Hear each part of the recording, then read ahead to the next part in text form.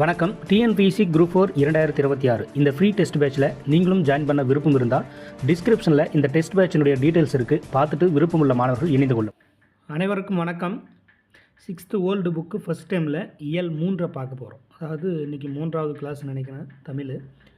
இப்போ 3வது இயல் நான்மணிக்கடிகை. இந்த நான்மணிக்கடிகை வந்து சிலபஸில் இருக்குது. ஸோ முக்கியமான ஒரு டாபிக் பாருங்கள். நான்மணிக்கடிகை பாடல் என்ன சொல்கிறாங்கன்னா, மனைக்கு விளக்கம் மடவார், மடவார் தனக்கு தகைசால் புதல்வர், மணக்கினிய காதல் புதல்வர்க்கு கல்வியே, கல்விக்கும் ஓதின் புகழ்சால் உணர்வு. இதை எழுதியவர் யாருன்னா விளம்பி நாகனார். இப்போ பாடலினோட பொருளை பாருங்கள். குடும்பத்தின் விளக்கு பெண்ணாவாள். அதான் என்ன சொல்கிறாங்க, மனைக்கு விளக்க மடவார். மடவார்னா இப்போ பெண்கள், மனைனா வீடு, விளக்கம்னா விளக்கு போன்றவள் அப்படின்னு அர்த்தம். அதான் குடும்பத்தின் விளக்கு போன்றவள் யாருன்னா பெண்ணு. அப்பெண்ணுக்கு விளக்கினை போன்றவர்கள் அவள் பெற்ற பண்பில் சிறந்த பிள்ளைகள். அந்த பெண்ணுக்கே விளக்காக இருக்கிறது அவங்களுடைய குழந்தைகள். அதான் மடவார் தனக்கு தகைசால் புதல்வர்னா அவங்க பெற்ற பிள்ளைகள். மனத்திற்கினிய அன்புமிக்க அப்பிள்ளைகளுக்கு விளக்கினை போன்றது கல்வி. அந்த குழந்தைகளுக்குமே விளக்கு எதுன்னா என்னன்னு சொல்கிறாங்க, அவர்கள் கற்ற கல்வி. அதான் மனக்கினிய காதல் புதல்வருக்கு கல்வியே அப்படின்ட்டாங்களா. அதுக்கப்புறம் பாருங்கள், அக்கல்விக்கு விளக்காக விளங்குவது எதுவென்றால் அவர்களிடம் உள்ள நல்லெண்ணங்களே. கல்விக்கும் ஓதின் புகழ்சார் உணர்வு. ஓதின்னா நல்ல எண்ணங்கள்னு அர்த்தம். ஸோ அப்போ நல்ல ஒரு குடும்பத்துக்கு விளக்காக இருப்பது பெண்ணு, அந்த பெண்ணுக்கு விளக்காக இருப்பது அவர்கள் பெற்ற நல் குணங்கள் உள்ள பிள்ளைகள். அந்த பிள்ளைகளுக்கு விளக்காக இருப்பது என்பது கல்வி. அந்த கல்விக்கு விளக்காக இருப்பது என்னது, நல்லெண்ணங்கள் அப்படின்னு சொல்கிறாங்க. ஸோ அப்போ சொற்பொருள் மடவார்னா என்னது நம்ம சொன்னோம், மடவார்னா பெண்கள். இதெல்லாம் வந்து கேட்பாங்க பொறுத்துக்களை. இந்த மாதிரி மடவார்னா பெண்கள், தகைசால்னா பண்பில் சிறந்த, மனக்கினினா மனதுக்கு இனிய, காதல் புதல்வர்னா அன்பு மக்கள், ஓதின்னா எதுவென்று சொல்லும்போது, ஓகே, புகழ்சால்னா புகழை தரும், உணர்வுனா நல்லெண்ணம். ஸோ இது ஓகேங்களா. அடுத்து பாருங்கள், ஆசிரியர் குறிப்பு. நூலாசிரியரின் பெயர் விளம்பி நாகனார். இப்போ நான்மணிக்கடிகை ஆசிரியர்னா விளம்பி நாகனார். விளம்பி என்பது அவருடைய ஊர் பெயர், நாகனார் என்பது புலவரின் இயற்பெயர். இதுதான் இப்போ லாஸ்ட் குரூப் 4 கேட்டது. லாஸ்ட் குரூப் 4 கேட்டிருப்பாங்க பாருங்கள். நான்மணிக்கடிகையினுடைய ஆசிரியரினுடைய இயற்பெயர் நான் நாகனார். இந்த கொஸ்டின் தான் இப்போ லாஸ்ட் குரூப் 4 கேட்டாங்க.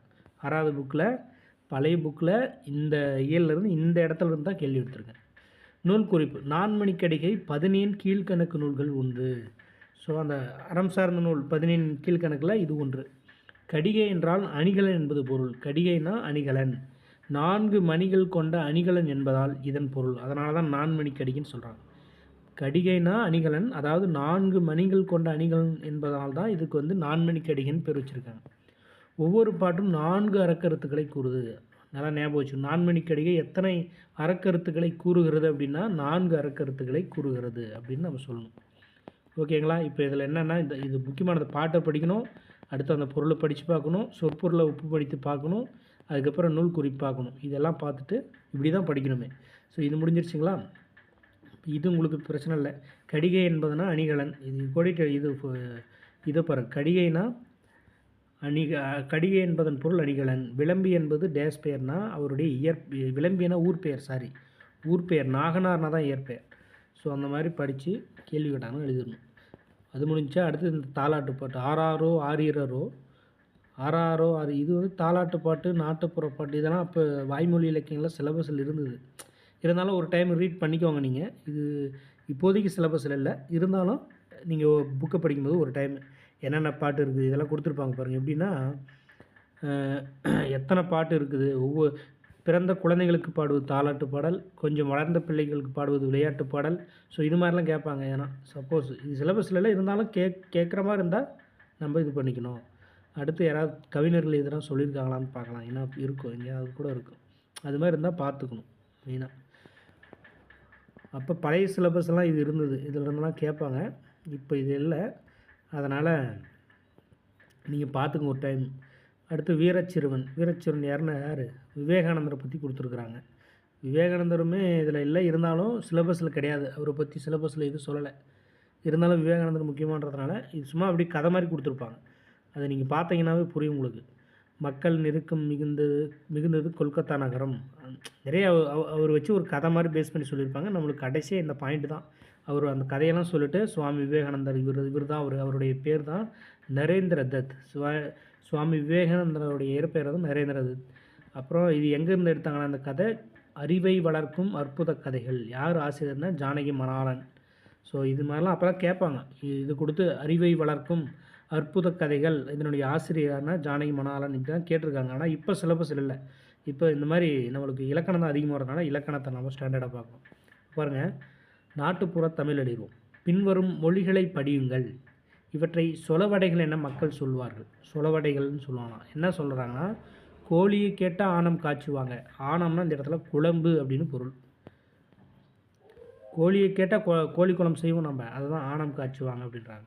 அளக்கிற நாளிக்கு அகவிலை தெரியுமா? நாளினா தானியங்களை அளக்கும் படி, அகவிலைனா தானிய விலை. இதெல்லாம் படித்து வச்சுக்கணும், கேட்பாங்க. இதனுடைய பொருளெல்லாம் கேட்பாங்க. நாளினா என்னது? தானியங்களை அளக்கும் படிக்கு பேர் தான் நாளி. அகவிலைனா தானிய விலை. அப்புறம் திறந்த வீட்டுக்கு திறவுகோல் எதுக்கு? திறவுகோல்னா தெரியும் உங்களுக்கு, சாவி. சாவியை தான் திறவுகோல். ஆக்சுவலாக திறவுகோல்ன்றது தான் தமிழ் சொல்லு, அதை சாவியை நம்ம சொல்கிறோம். ஆணம், அகவிலை, திறவுகோல் முதலிய சொற்கள் 50 ஆண்டுகளுக்கு முன்னர் சிற்றூர்களில் இயல்பாக பேசப்பட்டவை. இவை இன்று மறைந்து வருகின்றன. நீங்கள் படித்த நாட்டுப்புற பாடலில் திரும்ப திரும்ப வரும் ஒரு சொல்லை கவனித்தீர்களா?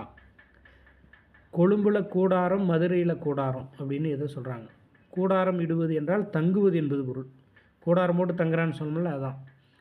அந்த மாதிரி நாட்டுப்புற பாடல்கள், பழமொழிகள், விடுகதைகளை படித்தால் தமிழின் மிக பெரியதொரு சொற்களஞ்சியத்தை உருவாக்கலாம் அப்படின்னு சொல்கிறாங்க. அடுத்து பிழையின்றி தமிழ் எழுதுவோம். எல்லோரும் பேசும்போது அவனை பார்த்தேன், பாலை குடித்தேன் என்று முறையாக பேசுகிறார்கள். ஆனால் எழுதும்போது அவனை பார்த்தேன், பாலை குடித்தேன் என்று தவறுதலாக எழுதுகிறார்கள்.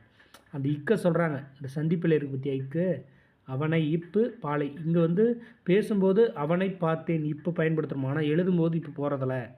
இதெல்லாம் ஒற்றுப்பிழை அப்படின்னு சொல்கிறோம். அப்போ இந்த இடத்துல எது சரி? அவனை பார்த்தேன், பாலை குடித்தேன், வல்லினம் மிகு இடங்கள். இதெல்லாம் நம்ம பின்னாடி பார்க்க போகிறோம். அதே மாதிரி தான் ஏதோ பாடலை சொன்னேன், கடவுளை கண்டேன், பழத்தை தின்றேன், கண்ணுக்கு கொடுத்தேன், மதுரைக்கு செல்வோம். ஸோ இதெல்லாம் ஒற்றுப்பிழை இல்லாத எல்லாம் சொல்லியிருக்காங்க. நம்ம வல்லினம் மிகா இடம் தெளிவாக படிச்சோம்னா தான் இந்த மாதிரி இதுக்கெல்லாம் எப்படி கேட்டாலும் எழுத முடியும். ஸோ அதை நம்ம பின்னாடி வரும், நம்ம பார்க்கலாம். அடுத்தது பாருங்கள், செவ்வனம் இடப்பட்ட சொற்கள் பிழையானவை, அவற்றை திருத்தி எழுதுங்கள்.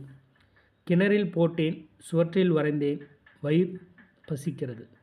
இது என்னென்னா கிணறில் இல்லை, கிணற்றில் அப்படின்னு வரும். சுவற்றில் இல்லை, சுவரில். வயிறுன்னு இருக்குதுல்ல, வயிறு அப்படின்னு வரும். அதெல்லாம் கீழே கொடுத்துருப்பாங்க பின்னாடி உங்களுக்கு. அடுத்து பாருங்கள், தமிழில் ரா, லாலானா இது ஆகிய எழுத்துக்களை எழுதும்போது பெரும்பாலோர் பிழையாக எழுதுகின்றனர். இவற்றை முறையாக நாம் ஒழிக்க பழகாததால் இந்த பிழை ஏற்படுகிறது.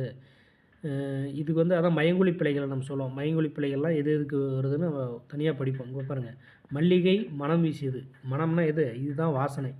இந்த மனன்றது நம்ம மனசுன்னு சொல்கிறோம் நம்ம, அது. பூமியை வளம் வருவேன், இதுக்கு எந்த வளம்? இதுதான் வளம். அடுத்தது புலி, இந்த புலி. முகத்தில் புன்முறுவல். நாய்வால், இது வந்த வால் வரும். இந்த புண் தான் எனக்கு டக்குன்னு ஞாபகம் இல்லை. இதுதான் ரெண்டு, நான் அதை பார்த்து சொல்கிறேன், ஆனால் இது சரியாக பின்னாடி கொடுத்துருப்பாங்க, இதுங்க பார்க்கலாம். எனக்கே டக்குன்னு மறந்துடுச்சு. அடுத்து பாருங்கள், தமிழின் அடிப்படை சொற்கள். தமிழ் சொற்கள் 4 வகைப்படும். அவை பெயர்ச்சொல், வினைச்சொல், இடைச்சொல், உரிச்சொல். இதெல்லாம் ஞாபகம் வச்சுக்கணும். எத்தனை வகைப்படும்? தமிழ் சொற்கள் எத்தனை வகைப்படும்? 4 வகைப்படும். பெயர்ச்சொல், வினைச்சொல், இடைச்சொல், உரிச்சொல். இவற்றில் முதன்மையானவை பெயர்ச்சொல்லும் வினைச்சொல்லும். செல்வி வந்தால் என்னும் சொற்றொடரில் செல்வி என்பது பெயர்ச்சொல், ஏன்னா பேர் வருது. வந்தால் என்பது வினைச்சொல், அது தெரியும். அப்போ வினைனா என்ன அர்த்தம்? செயல் அப்படின்னு சொல்கிறாங்க. வினை என்றால் செயல் அப்படின்னு சொல்கிறாங்க.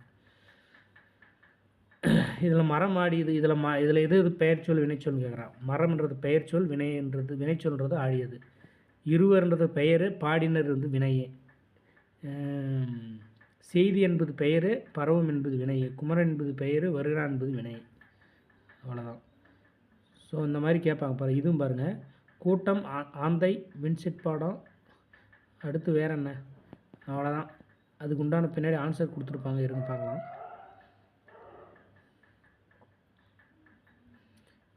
ஆனால் இதெல்லாம் ஒரு டைம் சும்மா நீங்கள் படிக்கும்போது பார்த்துக்குங்க, ஏதாவது முக்கியமானது இருக்கும்.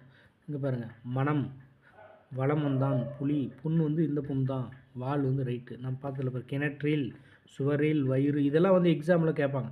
இதெல்லாம் நீங்கள் ஃபில் பண்ணி வச்சு படிச்சுக்கணும். புக் எடுத்து ஃபில் பண்ணும்போது எதுக்கு எது வருதுன்றதை பார்த்து படிச்சுக்கணும். ஏன்னா எக்ஸாமில் கண்டிப்பாக இதை வச்சு அப்படியே ஒரு 4 கூற்று மாதிரி கொடுத்து கேட்டுருவோம். இதெல்லாம் சும்மா கதை கொடுத்து இதுதான் இப்போ இந்த புது மெத்தட் இந்த மாதிரி பற்றி கொடுத்துட்டு இதிலேருந்து கேள்விகள் கேட்பாங்க, எழுதுவாங்க அந்த மாதிரி. ஸோ இதெல்லாம் பிரச்சனை இல்லை. ஆனால் இதிலையும் படிக்கும்போது உள்ளே ஏதாவது முக்கியமான கன்டென்ட் இருக்கா அப்படின்னு பார்க்கும். ஏதாவது குறிப்பாக சொல்லியிருக்காங்களா அப்படின்னு பார்க்கணும். அடுத்து வேறு என்ன?